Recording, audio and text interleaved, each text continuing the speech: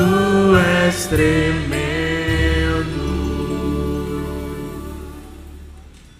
Amém. Curva a cabeça. Pai, em nome de Jesus, obrigado, Senhor. Obrigado por esta noite linda. Obrigado, Pai, porque o Teu Espírito Santo nos constrangeu a estarmos aqui, Senhor. Que essa noite seja uma noite de revelação. Que essa noite Tu possas falar ao nosso coração, Pai. Que Tu diminuas a mim, Senhor, para que tudo seja falado, tudo que seja proclamado, seja da Tua vontade, Pai. Que Tu possas trazer, acima de tudo, salvação e libertação a cada um de nós. É o que nós te pedimos, te agradecemos em nome de Jesus. Amém. Podeis sentar?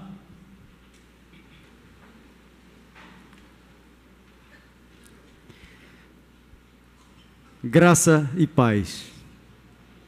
Isso me faz lembrar um amigo que eu tenho lá na corretora onde trabalho, que ele me repreendeu um dia. Cheguei e disse: tudo bom? Como você está? Ele disse: o crente não fala assim, tudo bom, como você está? O crente fala graça e paz, ou fala paz do Senhor. Eu digo: tá bom, calma. Mas eu digo: será que Jesus, como Jesus falava com os apóstolos ao acordar, será que ele não dizia assim: olá João, olá Mateus, olá, como vai? Está tudo bem? André, Tiago? Eu não sei. Eu sei que eu acho, eu tenho certeza pelas Escrituras, que Jesus dizia shalom, que é uma palavra grega que na tradução quer dizer paz. Então, está tudo na paz. E o que eu acho bem interessante é o seguinte, é que na hora que essa palavra quer dizer paz, e que Jesus é o único que pode nos trazer isso, do jeito que ele falava, do jeito que ele não falava, eu sei que ele veio para nos trazer paz. E aquela paz que excede todo e qualquer entendimento, que às vezes nós pensamos que está estabilizado na nossa vida, mas às vezes nós nos afastamos um pouco e nós perdemos um pouco essa paz, mas só é chegar a Deus, só é buscar o Senhor novamente que você sente em paz. Pode sua vida estar uma loucura, você pode estar com problema com saúde, no teu trabalho, com os teus amigos, na tua família, com tua esposa, com teus filhos, mas quando você tem Jesus no seu coração, você sente essa paz. E as pessoas ao redor não entendem. As pessoas ficam olhando: como é que fulano ou fulana está passando por isso e está em paz? É porque esse fulano ou essa fulana conhece esse Deus que está sendo proclamado aqui agora. Amém? Eu estava refletindo essa semana, e todos nós, sem exceção, somos privilegiados. Por quê? Porque nós convivemos, moramos, habitamos em um país, em uma região, onde nós podemos ter a Bíblia. Parece uma coisa tão simples, né? Ter a Bíblia, pode ler em qualquer lugar, você pode proclamar esse Deus em qualquer lugar, você pode externar do jeito que você quiser, ninguém vai te censurar ou vai acontecer alguma coisa de mal, porque você está falando de Jesus. A gente já recebeu aqui alguns irmãos que vieram aqui para falar da igreja perseguida lá fora. A gente não faz ideia do que seja isso. Você não pode fazer nada, você não pode ter uma Bíblia, você não pode falar de Cristo, você é executado porque você pensou em fazer um culto, falar de Jesus. Nós temos isso aqui a todo instante. A qualquer momento nós podemos ter esse Jesus e falar desse Jesus. Só que por ser tão fácil e tão simples e uma coisa tão óbvia, a gente às vezes negligencia. Às vezes a gente não lê a palavra todo dia, como se fosse um devocional. A gente não procura conhecer melhor esse Cristo. E é uma coisa natural, que a tendência é de ser dessa forma. Mas nós poderíamos muito bem nos conscientizarmos disso e buscar mais essa palavra, esse Deus e sair por aí aos quatro cantos falando de Jesus. Se não falando, pelo menos você externando em atitudes. E é mais ou menos sobre isso que eu estou querendo falar com vocês hoje. Uma mensagem que é o seguinte: a partir do momento que você percebe que isso é muito importante, que Jesus está aí, que o seu evangelho pode ser proclamado a quatro cantos, em todos os lugares, a hora que você quiser. Você tem sido testemunho de Jesus? Você tem dado testemunho da sua vida aos lugares que você passa, com as pessoas que você fala? Não precisa estar com a Bíblia debaixo do braço e pregando. Se quiser fazer isso, amém. Mas você tem, pelas suas ações, pelas suas reações, por suas atitudes, as pessoas têm enxergado em você Jesus? Porque ser cristão é ser um outro Cristo. A palavra cristão, quando vem para a tradução, é cristinho, é um outro Cristo. Você tem que buscar ter o seu caráter muito parecido com o do nosso irmão mais velho, que é o próprio Jesus. Aí, ao final desse culto, vocês vão ver como é importante e como vai ser fácil, cada um aqui, sem exceção, ser um testemunho fortíssimo de Jesus em qualquer lugar que você esteja. Ah, Roberto, mas eu não tenho conhecimento da palavra, eu não tenho nem um antes e um depois. Ser testemunho de Cristo não precisa você ter tido uma vida desregrada no passado e ter sido salvo e liberto, e hoje você ser um homem ou uma mulher que era o que eu sou. Você pode muito bem ser testemunho de Cristo sem apresentar aparentemente grandes transformações na sua vida, no sentido de, se você era um ser deprimente, que as pessoas te viam como um ser deprimente, e hoje você é diferente. Você pode dar testemunho da sua vida, mesmo você se considerando uma pessoa certinha, correta, que busca o Senhor e que age da melhor forma possível. Então, ao final desse culto, você vai sair com esse perfil de que eu serei testemunha de Jesus. Sabe com o quê? Com apenas uma frase. Que eu não vou dizer essa frase agora, não. Uma frase com sete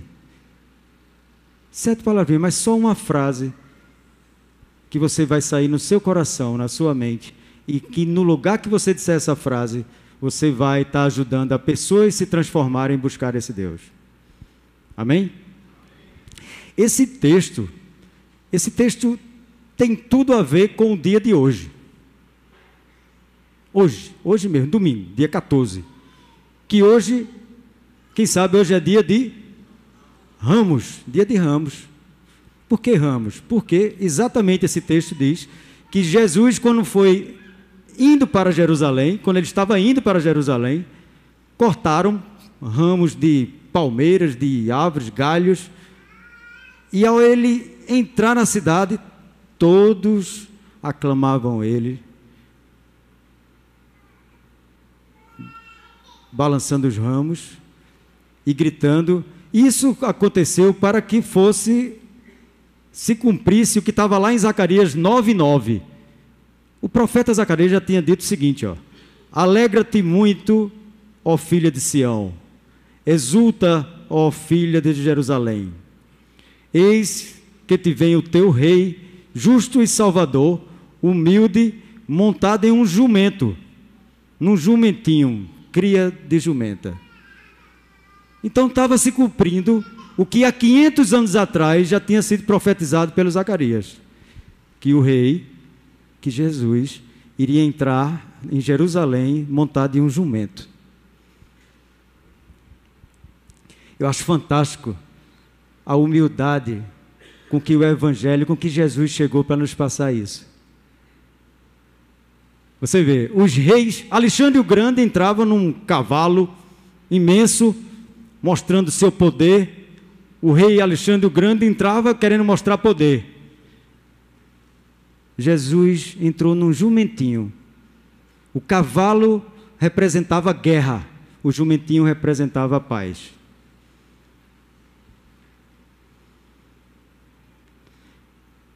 E o mais interessante de tudo é que aquelas pessoas, todas que aclamavam, filho de Davi, não, mas seja Deus nas alturas, glória a Deus, ao homem. E de repente, aonde estavam todas as pessoas que aclamaram a Jesus, quando ele entrou em Jerusalém, aonde estavam essas pessoas na hora que Pilatos disse, Barrabás ou Jesus?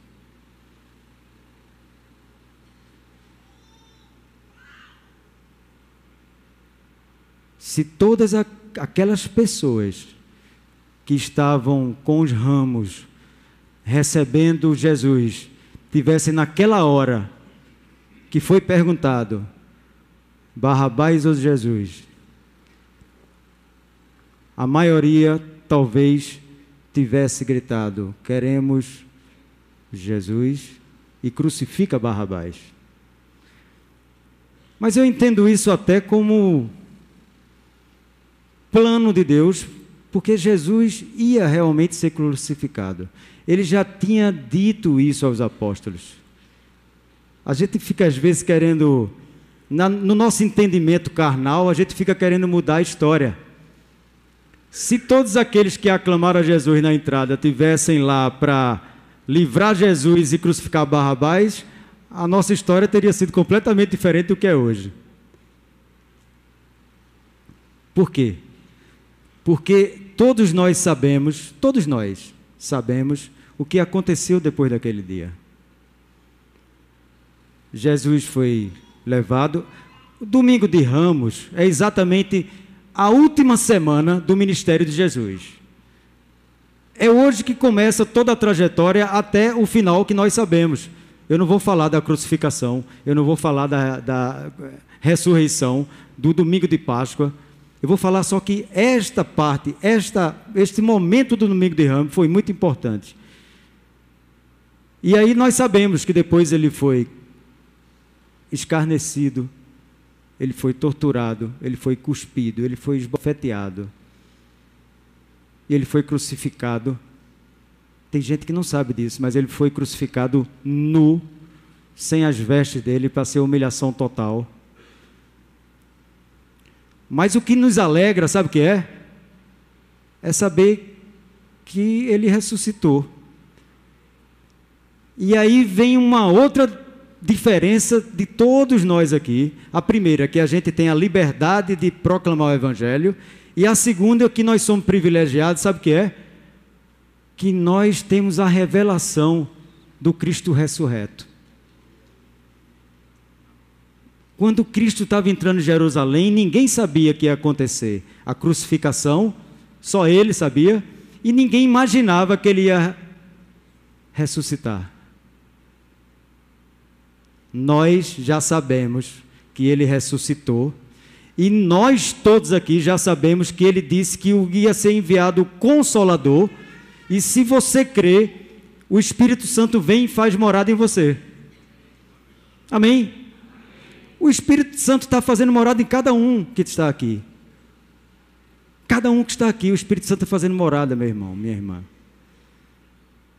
E isso tem feito com que você tenha sido testemunho de Jesus. Lá em Atos diz, descerá sobre vós o Espírito Santo e sereis minhas testemunhas.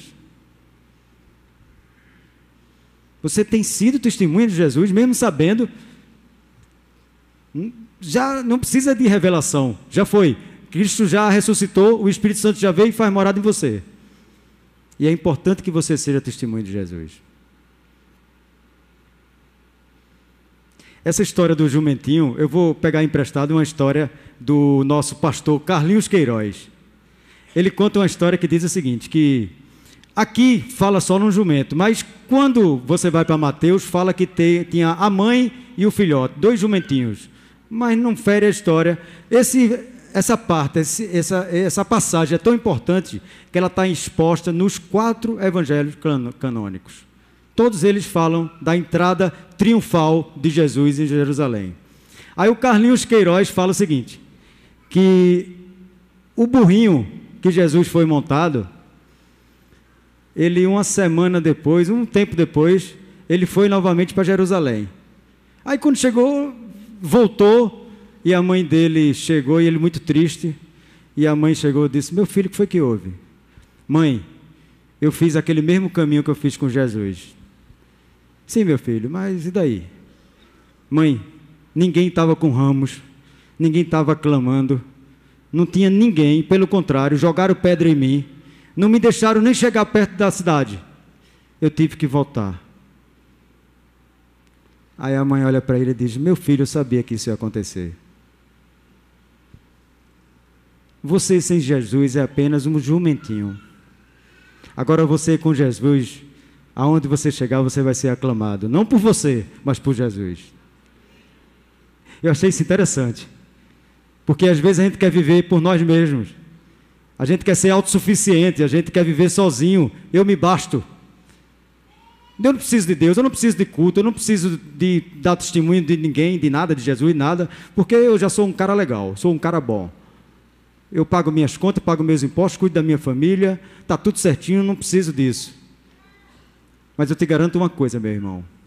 Se você está tão bem assim, minha irmã, se você está tão bem assim, se qualquer pessoa que estiver nos assistindo pela internet estiver achando que está tão bem assim, e não tiver Jesus no seu coração, aproveite e colocar esse Jesus para você ver como você vai ficar. A sua vida vai ser uma outra vida. Vai tomar um outro rumo que você nem imagina o que vai acontecer. E como eu disse que não ia adiante, eu quero retroceder um pouco nesse mesmo capítulo. Quem quiser abrir, pode abrir. Neste mesmo capítulo 19, versículo 1, Jesus vai falar o seguinte: ele teve um encontro com um homem. E o testemunho que vocês vão dar ao final do culto tem tudo a ver com a história de Jesus, com o encontro deste homem. Porque é essa parte da Bíblia que fala de salvação. Quem quer ser salvo aqui? Quem quer? Todo mundo, né? Eu creio que sim, não precisa nem levantar a mão. Todo mundo quer ser salvo. É um processo. O encontro de Jesus com esse homem foi com Zaqueu. Zaqueu era um publicano, cobrador de impostos, de baixa estatura, rico, e ele era tido como maioral, ou seja, os cobradores de impostos tinham um cara que era o tampa, e tinham os outros que eram submissos a ele. O Zaqueu era esse cara, que era o maioral, ele mandava em tudo. E ele, além de rico e publicano, que era cobrador de impostos, que era a escória, ninguém gostava de publicano, porque eles eram tudo que você possa imaginar, inclusive ladrões, enriqueciam ilicitamente. Isso a gente não vê hoje mais, mas naquela época tinha isso. Zaqueu cobrava os impostos e cobrava uma coisinha a mais para que ele pudesse ficar rico, e ele ficou realmente. Mas só que ele começou, ao seu coração, ele começou a ter o desejo e a vontade de conhecer Jesus. Porque, no entanto, ele via assim: olha, Jesus é uma pessoa que não tem nada, não tem a metade nem um pouco do dinheiro que eu tenho, não. Não tem absolutamente nada. E todo mundo vive falando nesse Jesus. Eu quero saber quem é esse Jesus. Aí Jesus, quando foi entrando em Jericó, aí diz que Zaqueu, por ser pequeno, ele subiu em uma árvore. Na palavra diz sicômoro. Sicômoro é uma árvore, tipo uma figueira, muito alta, que chega até 20 metros de altura. Zaqueu subiu essa árvore para poder ver Jesus. E diz a palavra que quando Jesus passou, ele olhou para a árvore, ele viu Zaqueu, e ele fez a referência a Zaqueu, dizendo assim: Zaqueu, desce depressa. Zaqueu desceu, e ele disse: hoje me convém ir à sua casa. Alguém disse uma vez que Jesus era engraçado. Ele se convidava para ir jantar na casa de alguém, eu acho que foi o patriarca. E além dele ir jantar na casa de alguém, ele levava muitos convidados. Aí levaram os 12 apóstolos, e as pessoas começaram a reclamar: ele vai para a casa de pecadores. Isso tem muito a ver com a gente também, né? Às vezes a gente julga que nós merecemos mais do que fulano, do que cicrano, ou de beltrano. E Jesus foi com Zaqueu. E chegando lá, Zaqueu, por ser rico, deve ter tido um banquete, né?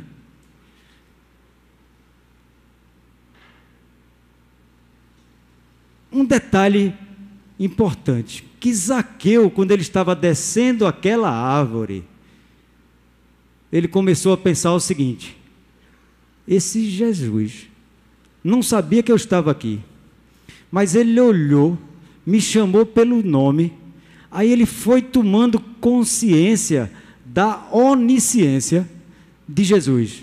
E ele começou a pensar assim: olha, se esse cara não sabia que eu estava aqui, se ele me chamou pelo nome, disse que eu descesse, ele também sabe de tudo de errado que eu faço. E ele sabendo, aí é que eu não tenho salvação mesmo. E aí, quando estava jantando, ele resolveu abrir o coração dele. Porque eu não sei se você sabe que Jesus sonda o teu coração, sonda o meu coração. E Ele sabe de todas as coisas que você faz, sabe de todas as coisas que eu faço. Assim como Ele sabia das coisas de Zaqueu. Mas Zaqueu chegou e fez assim, ó: Senhor, de tudo que eu tenho, da minha riqueza, eu vou vender a metade e vou distribuir aos pobres. E se eu tenha defraudado alguém, eu vou restituir 4 vezes mais. E se mostrou conhecedor da lei, porque a lei dizia isso. Se você roubou alguém, você tinha que restituir 4 vezes mais. Aí quando Jesus ouviu isso, sabe o que foi que ele disse? Hoje, nessa casa, houve salvação. Que coisa linda de Zaqueu. Perceber que o coração dele, que as coisas erradas que ele fazia, o Jesus, que ele nem sabia ainda que ia ser morto, crucificado e ia ser um Deus ressurreto que ia habitar no meio de nós, em nós. Ele não sabia disso, mas mesmo assim ele abriu o coração dele para as coisas erradas que ele fazia para Deus. Por isso que Jesus disse: houve salvação, porque Jesus sonda o teu coração, sonda o meu coração, sondou o coração de Zaqueu. Sem ele saber que esse Jesus ia ser muito maior do que estava se apresentando naquele dia. Aí não fala mais, só fala que Jesus disse que veio para buscar o perdido. E Zaqueu estava perdido, mas houve salvação naquela casa. Mas aí a gente pode avançar um pouquinho mais, sem complicar a palavra e sem comprometer a palavra. Porque é o seguinte: se Jesus falou que Zaqueu estava liberto, houve salvação, é porque ele sondou o coração e realmente vamos imaginar que Zaqueu foi cumprir a promessa que fez naquela hora, naquele momento. Ele não disse que ia vender a metade dos bens dele a distribuir aos pobres. Aí nós imaginamos que ele realmente passou a fazer isso, vendeu a metade dos bens e saiu distribuindo aos pobres, aos necessitados. E aí começa o medo, porque alguma pessoa, quando via Zaqueu chegar, já sabia que Zaqueu ia levar os bens, e algumas pessoas ele ia levar até muito mais do que você tinha. Hoje, se existisse a questão do WhatsApp, aí eu dizer: rapaz, Zaqueu está aqui em casa. O outro ia dizer: misericórdia. E aí ia dizer: não, mas ele está aqui, mas veio me trazer dinheiro. O outro: ô glória, manda ele aqui em casa. Mas é mais ou menos assim. As pessoas começaram a se assustar com aquele cara que ia antes para roubar, e agora ele foi para dar dinheiro. E as pessoas que ele tinha roubado, ele foi para restituir 4 vezes mais. Ele foi para restituir 4 vezes mais. E as pessoas ficaram assustadas. Deve ter ficado assustada.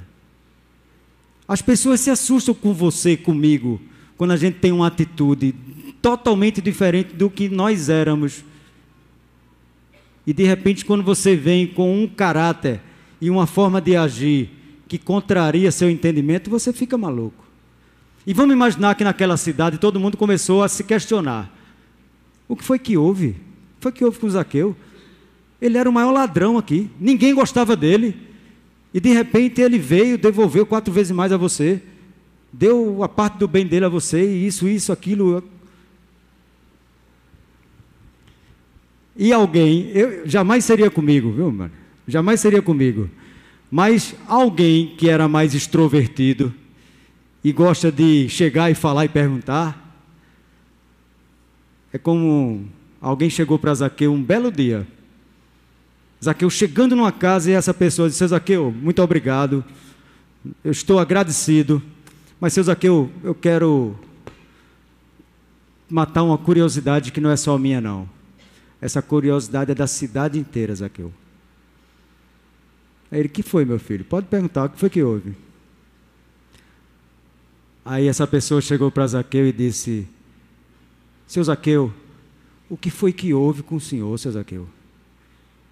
O senhor está completamente diferente.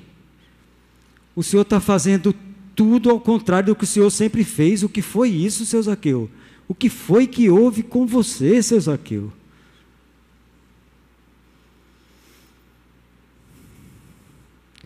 Isso está só no meu coração e na minha mente.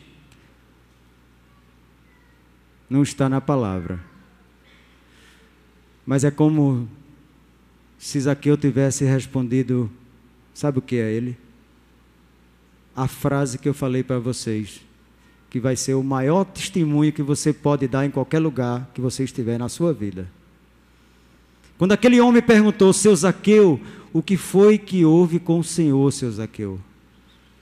E Zaqueu respondeu: foi Jesus que mudou a minha vida. Foi Jesus que mudou a minha vida. Esse é o maior testemunho que nós podemos dar em qualquer lugar do mundo.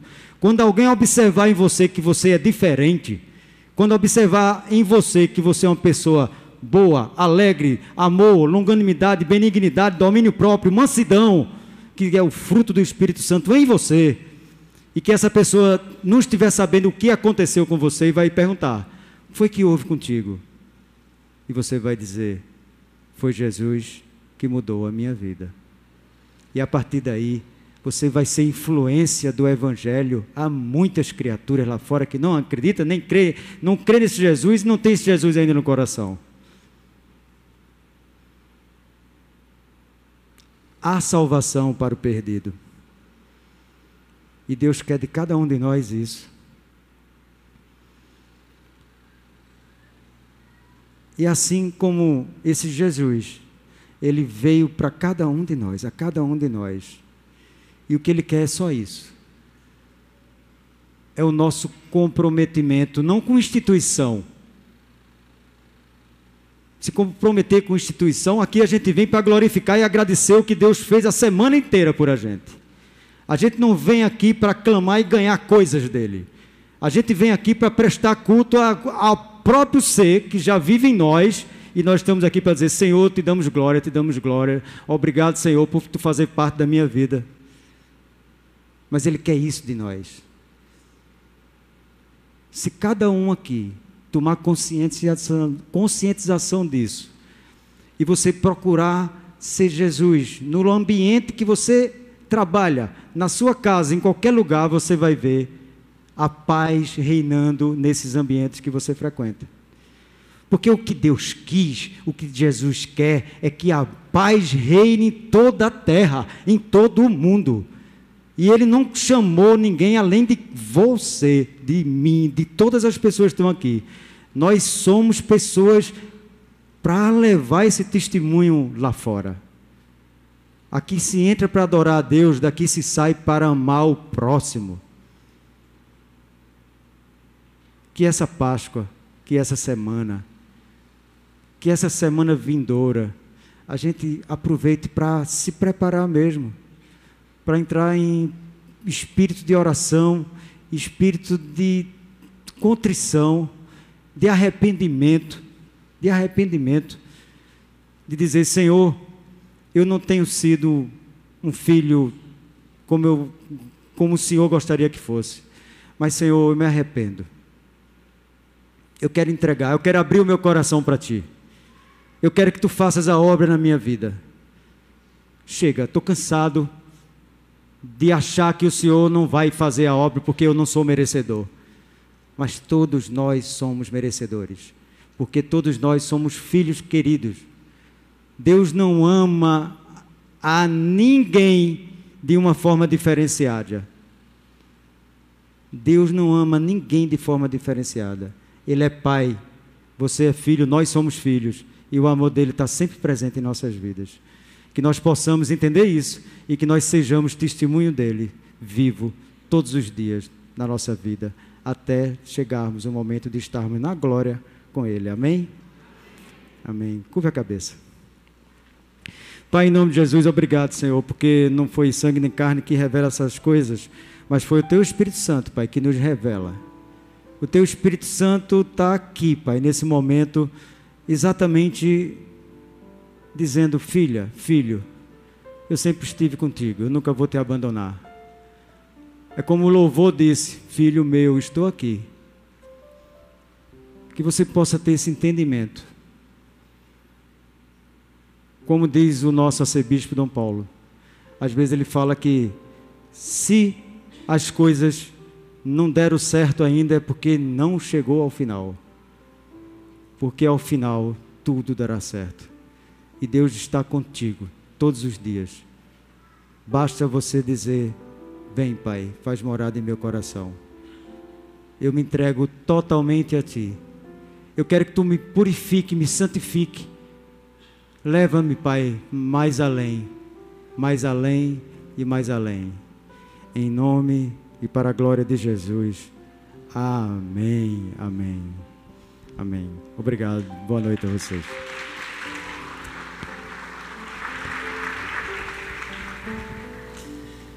Que você sempre guarde do coração isto. Foi Jesus que mudou a minha